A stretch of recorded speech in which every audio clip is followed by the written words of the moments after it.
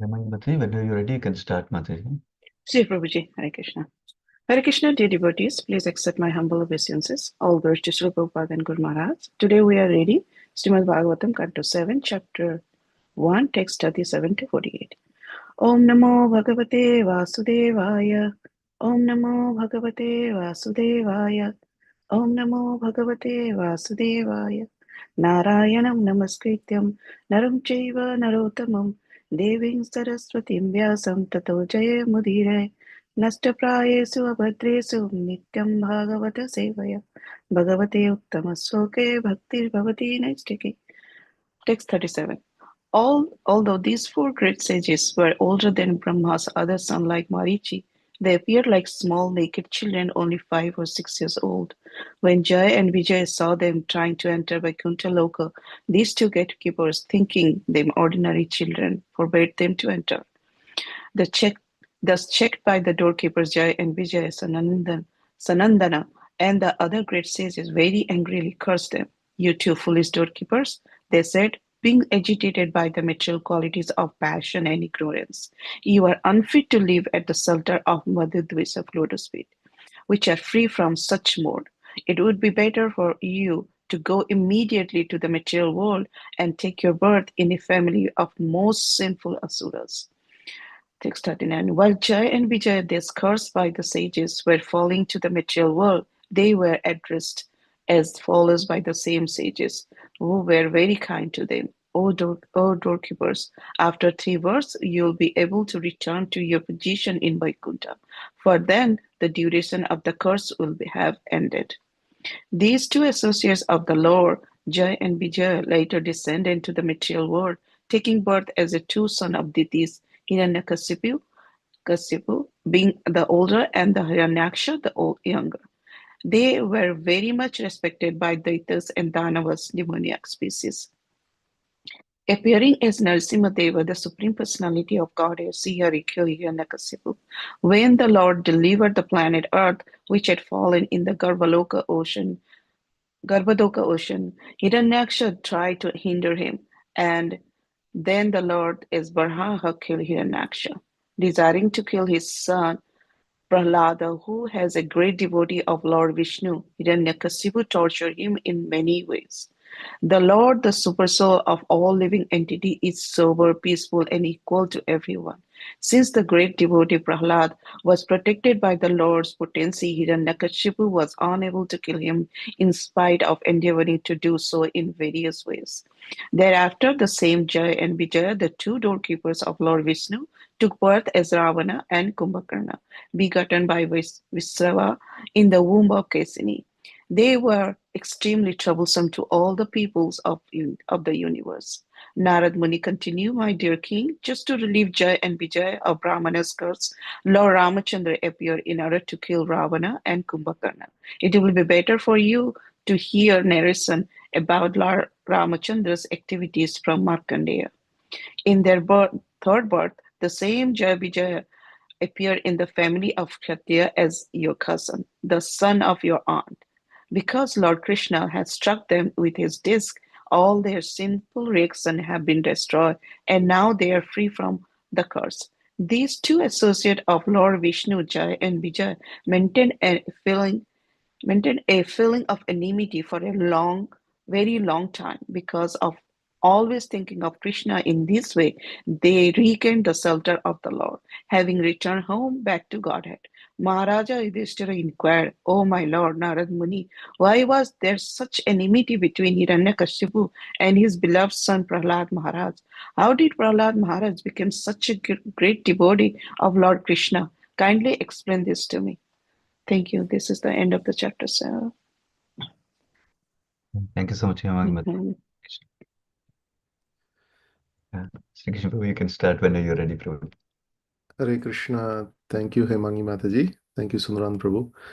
Krishnaya Vasudevaya Devaki Nandanaya Cha Nandagopakumaraya Govindaya Namo Namaha Vairagya Vidya Nija Bhakti Yogam Sikshastamekam Purusha Puranam Shri Krishna Chaitanya Sariradari Kripamudirtamaham Prapadye Hare Krishna Krishna Krishna Hare Hare Hare Rama, Rama Rama, Hare Hare. Mukam karoti vachalam pangum langete grum yatkrupatamaham vande Shri Gurun Dinataranam Shri Paramananda Madhavam Shri Chaitanya Ishwaram. Hare Krishna, dear devotees. So today we are seeing this section where this Supreme Lord is equal to everyone. So in this section there are a lot of personalities. When Parishit Maharaj inquired about how is that the Supreme Lord is helping Indra and killing his enemies. How is that Supreme Lord is being partial? So in this in this inquiry, we can see that Lord Vishnu, all the qualities of Lord Vishnu is being wonderfully described by Sukadeva Goswami, and Sukadeva Goswami is elaborating multiple pastimes to establish this fact that Supreme Lord is equal to everyone. So he's also saying the pastime of how in the Rajasuya Yajna, Yudhishthira Maharaj is witnessing a wonderful thing, that Shishupal is merging into the body of Lord Krishna, Sayujya Mukti, and he is describing that on that particular assembly, Narada Muni also was present. So Narada Muni is actually explaining Yudhishthira Maharaj of how this wonderful. So Yudhishthira Maharaj was surprised, and he was asking Narada Muni, and Narada Muni is explaining the whole thing to Yudhishthira Maharaj. So in this whole chapter, Sukadeva Goswami is elaborating about Supreme Lord's quality of being equal to everyone. So he is um, Supreme Lord, like in the beginning, Sukadeva Goswami gave a lot of tattva, meaning he gave the reasons, the truths, how the Supreme Lord is above the three modes of material nature. He doesn't touch this material world. He's unborn. He doesn't have qualities. He's a nirguna. He doesn't have qualities like a human being. Right? We have a body made of flesh and bones, so we get subjugated by the three modes of nature. But Supreme Lord doesn't have a body like what we have, so he's not subjugated by all these qualities. And then now he's elaborating about how Supreme Lords is equal to everyone by some pastimes. So when Supreme Lord performed many pastimes, so he was very merciful to even people who thought him as enemies. So this is like the extreme side of being equal, right? So if somebody is our enemy, it is not possible for us to be benevolent to them. So that's the extreme part of Supreme Lords being equal to everyone.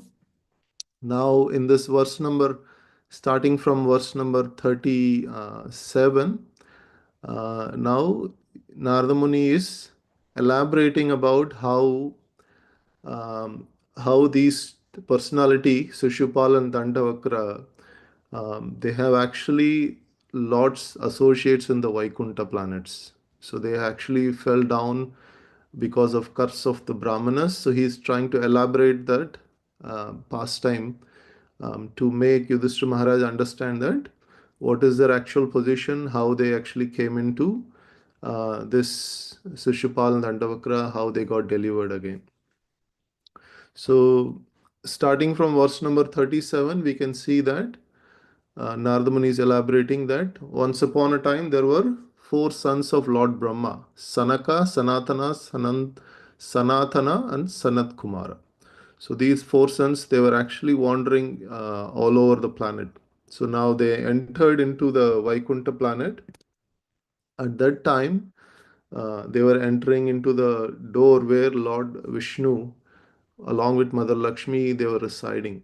So at that time, these two doorkeepers, Jaya and Vijaya, they were stopping them from entering. So that verse number 38 we can see. So here in the verse number 37, in the beginning itself, Prabhupada is making a point based on Madhvacharya's Tantra Shara. So Prabhupada is saying that the personal associates of Lord Vishnu in Vaikuntha Loka is always liberated. They are all Nitya Siddhas. Sometimes they may come to the material world because of curse or because of some particular blessing by the Lord. But it does not matter. They do not get contaminated by the modes of nature. They are always liberated. So meaning they are always Nitya Siddhas. So somebody may question that once once liberated, how can they fall down? So Prabhupada is answering this question based on Madhvacharya's commentary. So even if they descend as if cursed, they are always liberated. So now, based on this, pastimes, we can see how enmity is so powerful that it also makes us to think of a person whom we are inimical to. Like in the English, they say friend and foe. So like they have like a similar friend and foe. So the friend also we think about them, and enemy also we think about them. The mind always focuses on them, but in opposite way. But Lord being the Supreme Personality of Godhead, he cannot he cannot have any feelings of enmity. So when we think of him, he always bestows benediction towards us. Like the example is also given in the previous verses that when the glowworm it is confined into that web, it is always thinking of a bee, fearful of the bee, and then it gets transformed into a bee. So similarly, here these the difference between how Shishupal was liberated and King Vena did not. The only difference that was mentioned here is the King Vena was not able to meditate on the form of the Lord. He was not able to think of the form of the Lord. But in the Shishupal's case, he was able to think of the form of the Lord in enmity.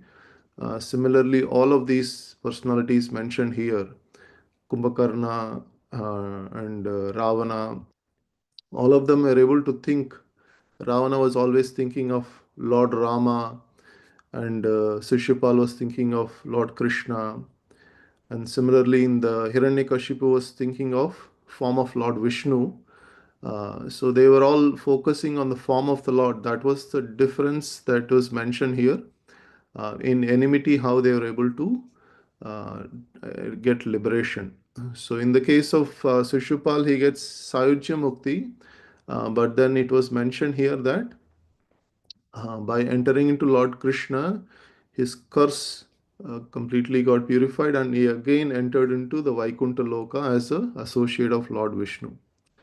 So, so in the verse number 38, we can see that now Narada Muni is elaborating that these two doorkeepers, Jaya and Vijaya. Um, so, Yuvam Vasham na Char Hataha Rajastamobhyam Rahite. So in the material world there is rajas and tamas, and there is also goodness, and in the spiritual world there is only pure goodness, Suddha Shatvam. So how is that rajas and tamas have um, entered into this place where there is no scope of these two qualities? So this was when the four Kumaras cursed. This was the reason of cursing, that they thought these two doorkeepers actually working in dualities. How can they be contaminated with these lower modes? So and then they got cursed. Um, there is in further verses there is an elaborate description about all this. Will come here just a gist of what happened.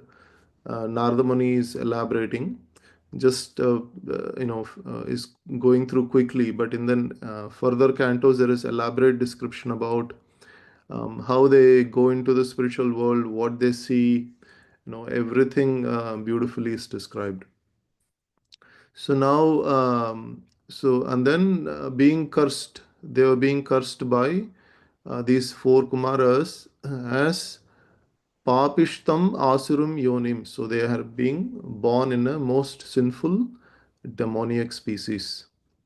So, because of that curse, they were actually come to this material world. But then they get a benediction that before they fall into the material world, that they will be reclaimed from their curse after 3 births in this return to Vaikuntha Loka. So that is the duration of their curse. So generally, if somebody like in the great Mahatmas or Brahmanas, when they curse, the Brahmanas sometimes they cannot relieve themselves from the curse, and sometimes they do. So in this case, the Lord Himself actually comes out of His door, and then there was elaborate discussion happens between Lord Vishnu and the four Kumaras, and Lord Himself takes responsibility, and after that.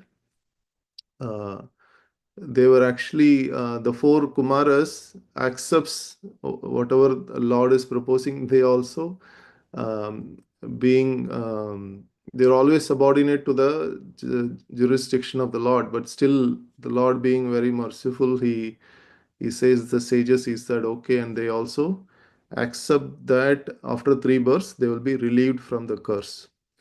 So in the verse number 40, now the details of how they were born. So the first birth is in the Satya Yuga. In the Satya Yuga, Hiranyakashipu and Hiranyaksha, they were born to Diti, and they were very much worshipped by Daityas and Danavas. So they both are demoniac species. They were all very powerful. And then we all know that Lord Narsimadev appears, and then he kills Hiranyakashipu. And then Hiranyaksha also gets killed by Lord Vishnu as Varahadev. So these, like step by step, Narada Muni is elaborating how the personalities appeared, and then Lord Vishnu killed them in enmity, but then their curse got completely vanquished when Lord Krishna killed Shishupal. So here again, in this particular pastime, Narada Muni is saying that Prahlad Maharaj, who was son of Hiranyakashipu, was a great devotee of Lord Vishnu. But being a father, he was also inimical to his son because his son was a devotee, and he was torturing his son in many ways. This was a particular instance that captured Yudhishthira Maharaj. So he was surprised. How is that a father is inimical to his own son? So later on, Yudhishthira Maharaj is going to Parishad Maharaj is going to ask this question. So and then there is elaborate description about Prahlad Maharaj pastime also comes later on. So now here we can see that devotees. So here, since the great devotee Prahlad, he was protected by Lord Vishnu. So Bhagavat Tejasa Sprushtam, so he was protected by Lord's potency. Hiranyakashipu was unable to kill Prahlad. So he became more envious, more angry. And here also, like Narada Muni is saying, Tam Sharva Bhutam Prashantam Samadarshanam. So here also Lord is sober, peaceful, and equal to everyone.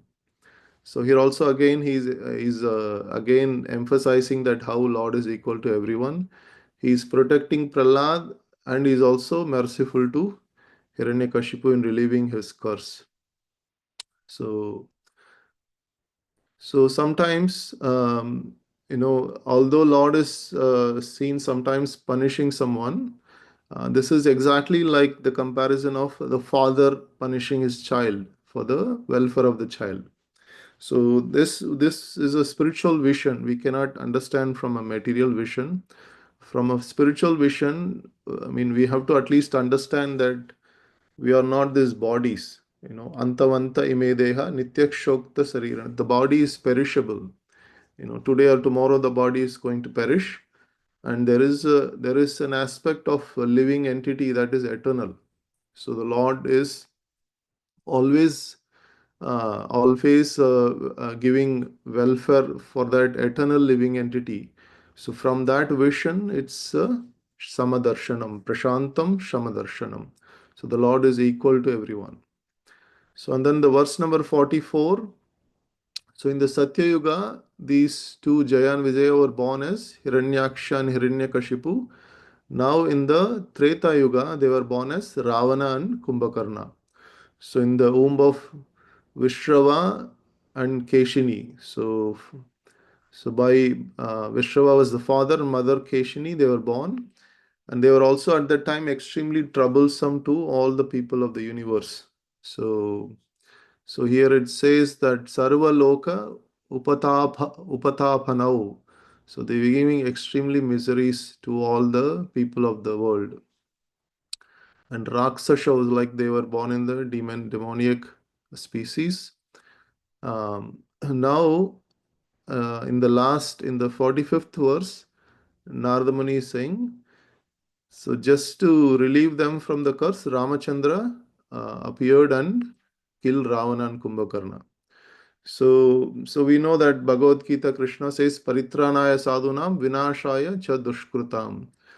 Dharma samstarpanartaya sambhavami yuge yuge. So millennium after millennium, Lord appears to annihilate the demons and protect the devotees.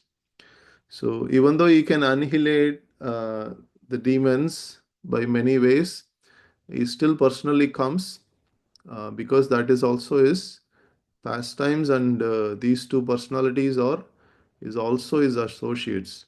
So, but he is more attracted, uh, towards his devotees, that he wants to personally perform pastimes with the devotees. So, and then Narada Muni does not elaborate about Ramachandra's pastimes, and he is just saying that it is better to hear these pastimes from the lips of sage Markandeya. Markandeya Mokat Prabhu. So Mokat Prabhu. So he's he's saying that it's better to hear from the lips of Markandeya. So now in the verse number 46, we can see that we know that Lord Satyayuga, Treta Yuga, and now Dwapar Yuga, that these two personalities have appeared as Shishupal and Dandavakra, and they were. So he's saying to Yudhishthira Maharaj that they are actually sons of your aunt, so they are very close to the family. So and Lord Krishna, we all know Lord Krishna is strikes Shishupal with his Sudarshan Chakra. At that time, all the sinful reactions, whatever were there, were completely destroyed, and at that time he becomes free from the curse of the Brahmanas.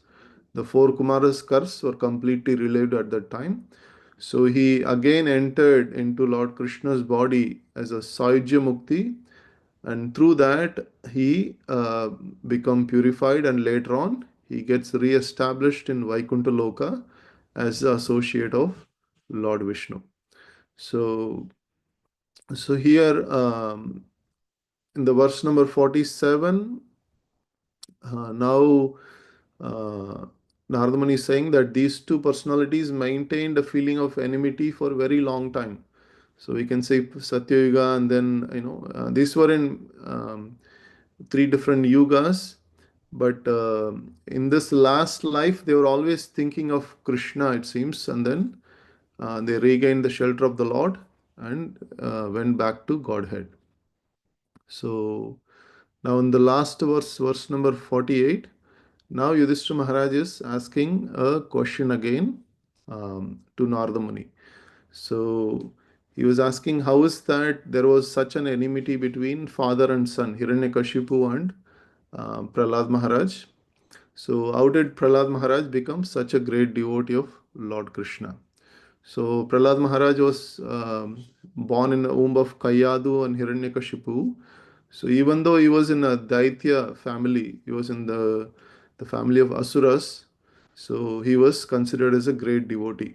So even Krishna says, Daityanam, so Prahlad is among the Daityas, Prahlad is the greatest. So Krishna says in Bhagavad Gita. So Prahlad Maharaj, the pastimes will come later on in this canto because of this question. So now we can understand from these narration of Narada Muni that how these two doorkeepers, Prabhupada always used to say that Lord is not ordinary personality. If even if he has to fight, he can't fight with ordinary personality. He needs to be a eternal personality.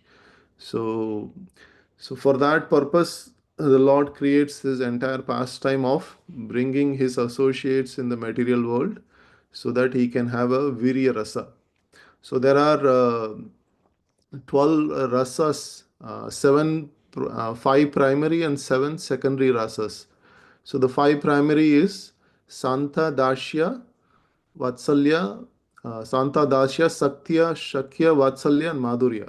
So, so neutral, friendship, and servitude, friendship, parenthood, and conjugal love. These are five primary rasas, and there are seven secondary rasas also. In the seven secondary rasas, there is a hashyam, like the being jovial and laughing, that hashyam, and there is Bhayankara, Bhayankara, like this Lord Hiranyakashipu comes and Lord Narsimadev comes, and then Hiranyakashipu is being fiercely killed. So this is Bhayankara. This is a rasa where Lord actually shows his extreme fearful form, Bhayanak. And then there is also Virya rasa, like the fighting spirit. So like that, there are seven secondary rasas. The Lord relishes in the Vaikuntha planets also. There is these Virya rasa. These Virya rasa cannot be enjoyed because there everybody is very friendly and in loving way they reciprocate to the Lord. So in order to experience that Virya rasa, the Supreme Lord comes to this material world and he creates his elaborate pastimes. So we can see that in each of these, when Lord is, killing these demons, there is an elaborate fight that goes on. Only in the case of Krishna, he just kills with the Sudarshan Chakra, because the Lord Krishna, in many other pastimes, he displays his elaborate Virya Rasa in different demons, and all of these demons gets liberated. But in the case of Ramachandra, in the case of Narsimadev, there is elaborate, pastimes they do, and then after that they kill these demons in a Virya Rasa. So, so Lord is actually experiencing this joy. So even it was said that when Lord Krishna was fighting with Bhishmadev, they were exchanging arrows. So Bhishmadev was shooting arrows, and some of these arrows were piercing Lord Krishna, and he was feeling that okay, these arrows were like garlands. So we cannot understand this, but Lord is Supreme Spirit. So he has these kind of energies that he can exchange these feelings and emotions with his devotees. And Prabhupada himself quotes many times that the Lord wanted to experience the Virya Rasa, and that's why these two personalities came in this material world, and they had many pastimes with the Lord. So Hare Krishna, thank you very much. So that concludes today's verse. Srimad Bhagavatam ki jai, Srila Prabhupada ki jai, Ananta Koti Vaishnavrinda ki jai. Vancha kalpatrubhyasya kripa sindhu bhevajah patitanam pavanebhyo Vaishnavebhyo namo namah. Hare Krishna. Thank you very Hare much. Krishna.